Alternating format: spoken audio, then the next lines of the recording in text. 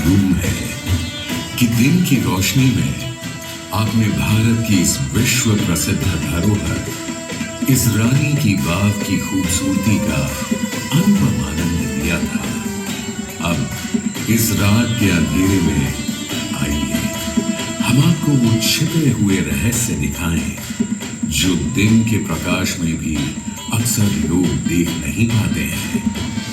तैयार?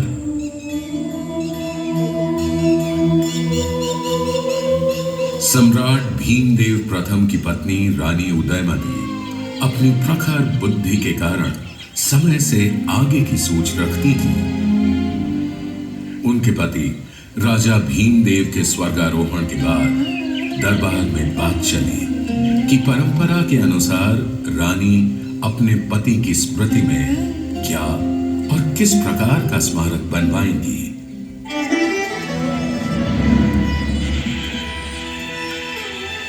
सावधान, सब करे प्रणाम। रानी उदयमती पधार रही है।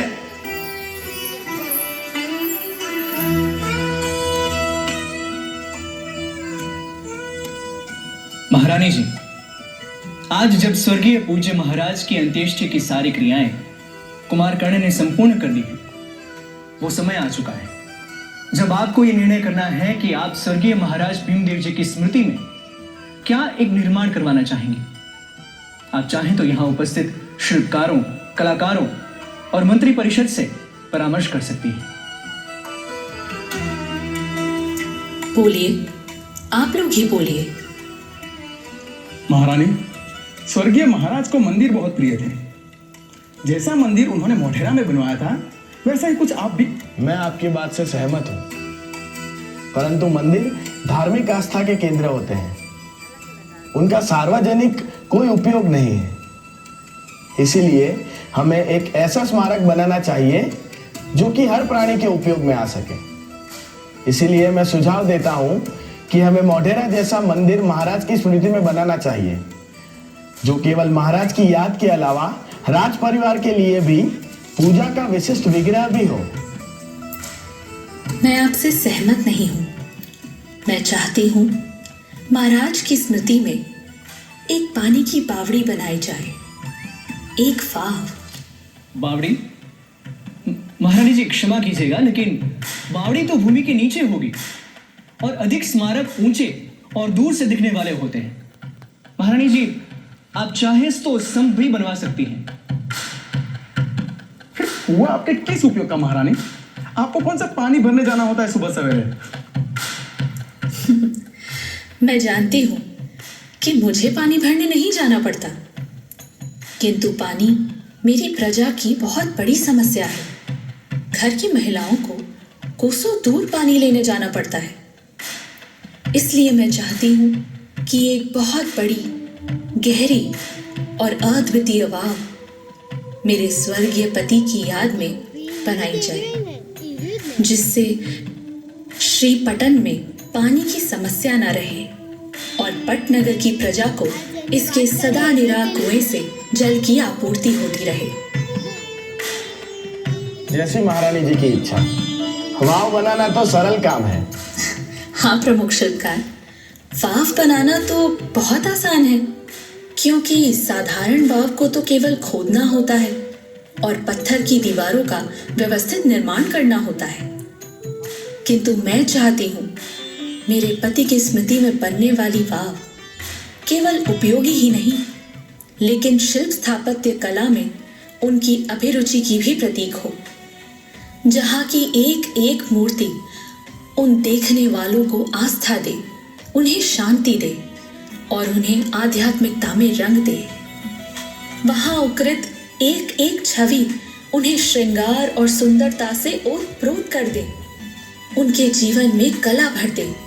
ये वाव केवल पानी की आपूर्ति का स्रोत ही नहीं, अपितु एक जल मंदिर जैसा स्मारक भी हो, जो वरुण, शेषशायी विष्णु एवं अन्य देवी देवताओं की प्रतिमाओं से सुसज्जित हो, जहाँ सीढ़ियां उतरकर लोग अधोगमन नहीं वरन ऊर्ध्वगमन कर सके।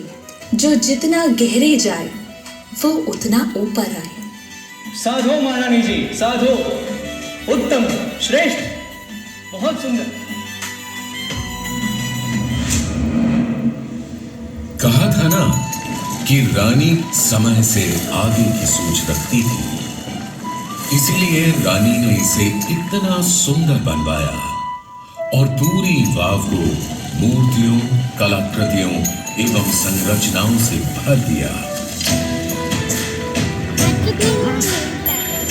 इस वाव की गहराई इतनी अधिक है कि आज के हिसाब से एक पूरी 10 मंजिल की इमारत इसमें समा सकती है। बरसात में कम सीढ़ियां उतरनी पड़ती थी और गर्मियों में थोड़ी ज्यादा, पर पानी इस वाव से कभी सूखता नहीं था, क्योंकि पास बहती सरस्वती नदी इसकी जलापूर्ति हेतु सदा मौजूद थी। 2 सदियों के बाद कदाचित इस रानी की वाव के प्रारूप से प्रेरित होकर दिलवाड़ा का विमलाव शाही जैन मंदिर बनाया गया।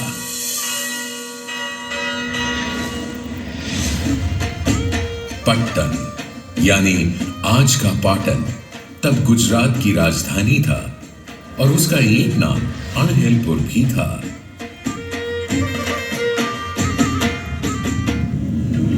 उस समय रानी उदयमती के पति सम्राट भीमदेव प्रथम वहां के शासक थे। ईस्वी सन 1022 से 1064 तक चले उनके शासन के दौरान गुजरात ने बहुत प्रगति की और विविध निर्माण देखे। मोढेरा का सूर्य मंदिर भी उन्हीं के राज्यकाल में बनाया गया था। किंतु उनका शासनकाल कोई आसान समय नहीं था।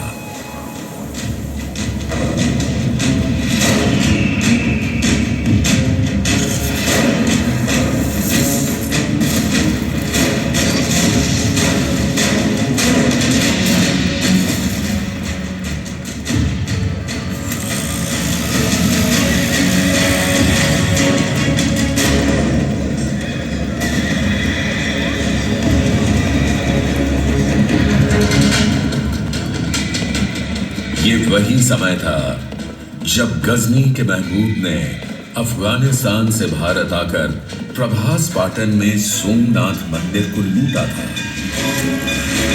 सोमनाथ का पावन भव्य शिव मंदिर न केवल अपने महात्म्य वरन अपने खजाने के लिए भी जाना जाता था। महमूद गजनवी का मन इस मंदिर से सोना चांदी रत्न लूटने भर से नहीं माना और जाते जाते उसने बहुत कुछ ध्वस्त भी कर दिया।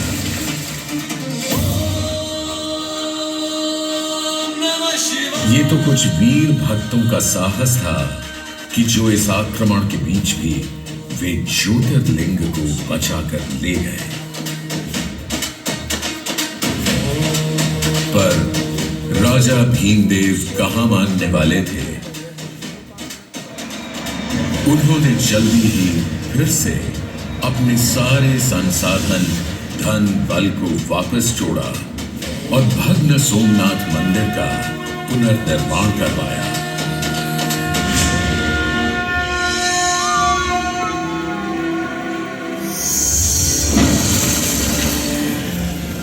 सम्राट के 3 पुत्र थे। मूल राजा,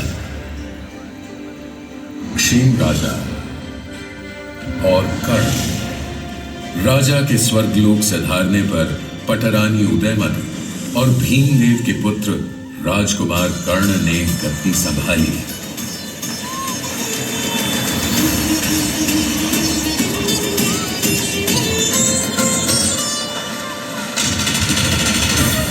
और फिर आसापाली के आसा भील को हराकर कर्णावती नगर की स्थापना की, जो आज अहमदाबाद कहलाता है।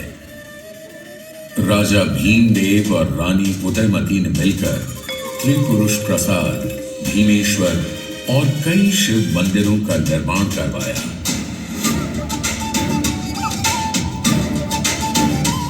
साथ ही जैन धर्म के अनुयायियों के लिए कुंभार या महावीर, आदिनाथ और पार्श्वनाथ के मंदिर भी बनवाए। साथ ही कर्णावती या आज के अहमदाबाद में माता भवानी को समर्पित एक वाव भी बनवाई। किंतु रानी उदयमती का नाम अगर इतिहास में अमर है और रहेगा तो वो है इस रानी की वाव के कारण।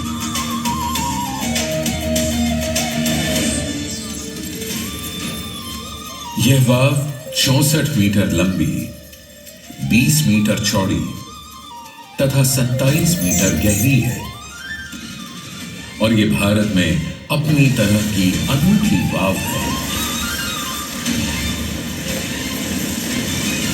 रानी उदयमती ने अपनी इस वाव को गहरा बनाने के लिए 7 तल में इसे बनवाया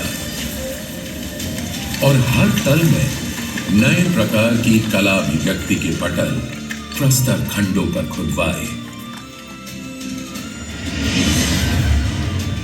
कहीं भगवान, देवी देवता, कहीं अवतार, कहीं यक्ष यक्षणिया, कहीं अप्सरा गंधर्व, कहीं पशु पक्षी, कहीं कथा चित्र, कहीं महाकाव्य, कहीं आम नागरिक और कहीं उनकी वेश और केशभूषा। साथ ही कहीं कहीं बड़े ज्यामितीय आकारों का आकल्पन रानी की वाव को अद्भुत सौंदर्य प्रदान करता है। अब इन्हीं को देख लीजिए। जी नहीं, यह पाटन की पटोला साड़ी की डिजाइन नहीं, इसी वाव की दीवारों पर उकेरे गए अलंकरण का एक हिस्सा है। शायद वास्तुशिल्पियों ने पाटन की पटोला साड़ी से प्रभावित होकर उसकी अनुकृति यहां बनाई होगी या इनसे प्रेरणा ली होगी साड़ी के बुनकरों ने। वैसे साड़ियों में पाटन की मसरू भी कम नहीं, जिसमें ताने में रेशम और बाने में सूत ऐसे बुना जाता है कि एक ही साड़ी में रेशम की चमक और सूत की गमक शामिल होती है। और ये कोई दशावतार पटल नहीं, इसी वाव में स्थित मूर्ति पटल है।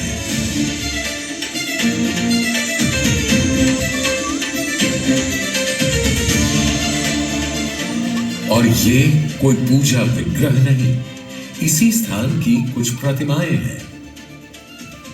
हर स्तर पर परत दर परत बनी है पत्थर पर उकेरी गई 500 से अधिक मूर्तियां। पाटन में भूटिया परिवार के लोग आसपास के तालाबों से मिट्टी लेकर जो दशामा मूर्ति बनाते हैं, शायद वो भी इन्हीं छोटी छोटी मूर्तियों से प्रभावित होंगी।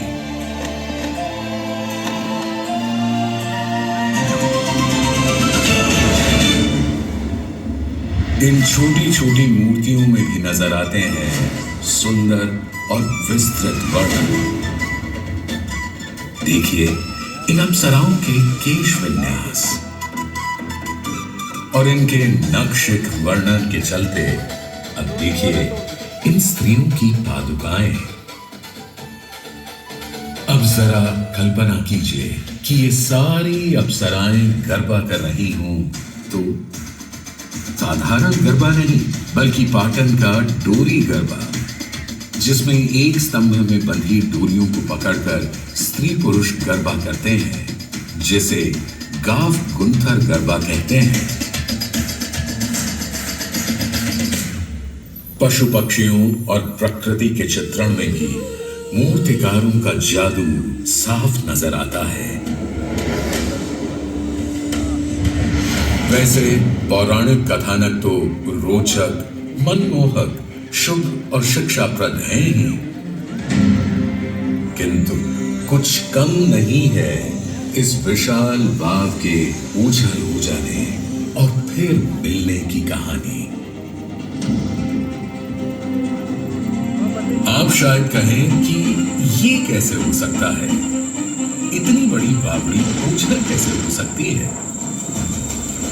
रानी उदयमती के परलोक गमन के बाद सरस्वती नदी में एक ऐसी भयंकर बाढ़ आई कि बाढ़ के साथ बह आए झाड़ झंखाड़ और नदी की गाद मिट्टी से यह पूरी वाव इस तरह भर गई कि इसका दिखना ही बंद हो गया। यह वाव आंखों से ओझल हो गई। इतनी बड़ी जल प्रलय के बाद आसपास की बस्तियां और गांव भी उजड़ गए होंगे, बह गए होंगे और बाकी यह जगह छोड़कर दूर सुरक्षित स्थानों पर चले गए होंगे। जो लोग दोबारा इस स्थान पर आकर बसे वो इस वाव के अस्तित्व को भुला चुके थे। किंतु कहते हैं ना, हर दुर्भाग्य में भी कुछ ना कुछ सौभाग्य छिपा होता है। हुआ यूं कि वाव के ओझल हो जाने के बाद से उत्तर पश्चिम से आने वाले सारे हमलावरों को भी यह पावन जगह कभी दिखाई ही नहीं दी। वरना हिंदू देवी देवताओं से सुशोभित वास्तुकला का यह अनूठा उदाहरण उनके आक्रमण और विध्वंसक हथौड़ों से कभी बच ही नहीं सकता था। सौभाग्य से सदियों तक यह रानी की वाव किसी गड़े हुए खजाने की तरह भूमि में सुरक्षित दबी पड़ी रही। कभी कभार कोई लेखक या इतिहासकार जनश्रुतियों के आधार पर यहां ऐसा निर्माण होने का जिक्र भर कर देता था। राजपूताना के इतिहास को खंगालने वाले अंग्रेज इतिहासकार जेम्स टोड ने 19वीं सदी के आरंभ में अपनी पुस्तक ट्रैवल्स इन वेस्टर्न इंडिया में लिखा, इस स्थान पर कभी एक वाव हुआ करती थी। पूरी 7 सदियों बाद सन 1890 में एक अद्भुत घटना हुई। તું મારો પેલો ક્યારે દઈશ? અરે આપી દઈશ હવે 2 દિવસમાં. 2 દિવસ? અરે બોલ છે મમ્મી. બે ચાલશે હવે. ભાગ ઘોડા આવ્યા. પકડ लिया तो ले जाएंगे. चल. बचो हम डरो मत, हम तुमको पकड़ने के लिए नहीं आए, हम तुमसे बात करने के लिए आए हैं। हमारे साथ जो भारतीय है उनसे पूछो। हाँ छोकराओ, आ गुराओ बहुत सारा लोगों से, ये लोग तुम्हारे गांव में वाव ढूंढने आए हैं। राइट। बकरी ढूंढोगे कैसे जब बकरी है ही नहीं? मतलब जब वाव होगी तब तो मिलेगी। हमारे गांव और आसपास कोई वाव नहीं है, हम नदी में से पानी लाते हैं। ठीक कह रहे हो तुम। वाव तो कब का खो चुका, मगर बच्चों आसपास में कोई पुराना मंदिर, कोई पुराना मूर्ति कुछ देखा? पुराना मंदिर तो नहीं, पर एक पुराना खंबा है। क्या तुम हमें वहां ले जाओगे? देखो हम तुमको बहुत सारी स्वीट्स देगा, मिठाइयाँ देगा। चलो हाँ चलिए चल।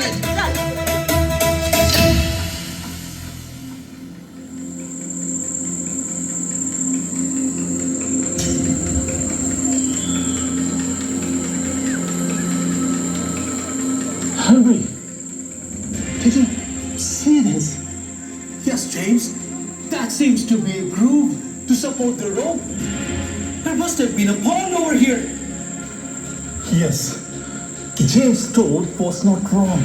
That's right. There used to be a water hole here, and this soft earth clearly indicates us there could be a step well or pond here. That's correct. Gentlemen, आज रात हम लोग टेंट यहीं पर लगाएंगे और कल से इधर खुदाई शुरू होगी, ओके? Yes, sir. इतिहासकार और पुरातत्वविद हेनरी कजिन्स और जेम्स बर्जेस को केवल कुएं के सबसे ऊपर का पानी खींचने का गरारी स्तंभ और कुछ खंभों के हिस्से दिखाई दिए। इन्हें देखकर उन्होंने अनुमान लगाया कि यहां अवश्य एक बड़ा सा गड्ढा है, किंतु उसमें क्या है पता लगाने के लिए बहुत गहरे जाना आवश्यक था और उनके पास इसका समय और साधन नहीं थे। अभी रानी की वाव को पहचाने जाने में 50 साल और लगने थे।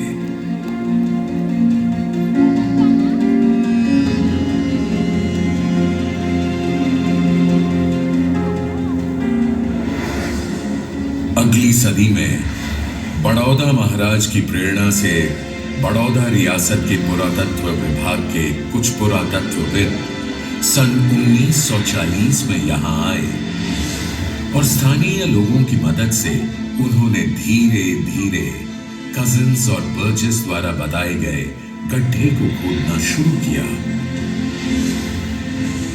जैसे जैसे वो गहरे खोदते गए, एक के बाद एक नई मंजिल और एक से एक मूर्तियां उन्हें मिलती चली गई। इस अमूल्य धरोहर को पहचानते ही उन्होंने सही समय आने और सही औजारों के मिलने तक इसे फिर से ढक दिया और सुरक्षित निगरानी में रख दिया।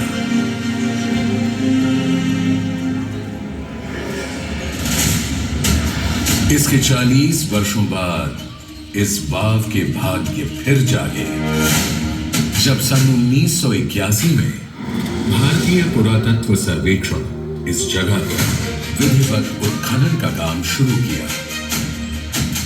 जैसे जैसे पुरातत्वविद अपने हाथों, ब्रशों और फावड़ों की तेज धार से मिट्टी हटाते गए, एक नया संसार जमीन से बाहर आने लगा।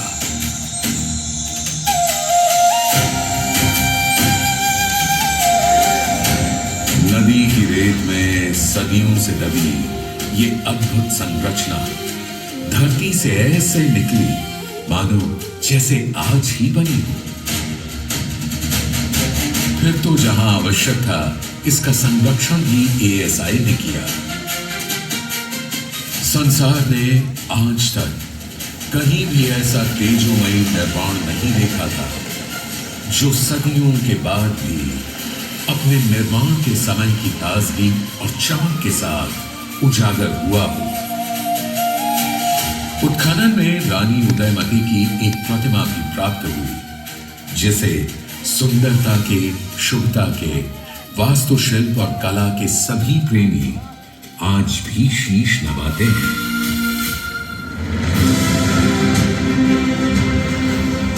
रानी की वाव अपने ऐतिहासिक एवं पुरातात्विक महत्व के कारण 1936 से संरक्षित स्मारक है। सन 2014 में इसे विश्व विरासत की विशिष्ट सूची में शामिल कर लिया गया है। यही नहीं, भारतीय रिजर्व बैंक ने अपने नए नोटों में भी इस अद्भुत संरचना को स्थान दिया है।